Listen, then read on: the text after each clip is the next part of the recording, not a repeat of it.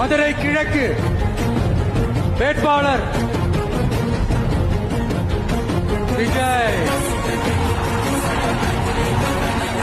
இன்னும் முடிக்கல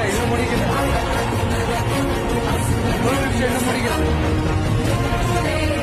மதுரை மேற்கு வேட்பாளர் விஜய். மதுரை மத்திய வேட்பாளர் விஜய். மதுரை தெற்கு வேட்பாளர் விஜய். மதுரை வடக்கு வேட்பாளர் விஜய். மேலூர் விஜய். சோழவந்தான் விஜய். திருப்பரங்குன்றம் விஜய். திருமங்கலம் விஜய். உத்தரப்பட்டி விஜய்.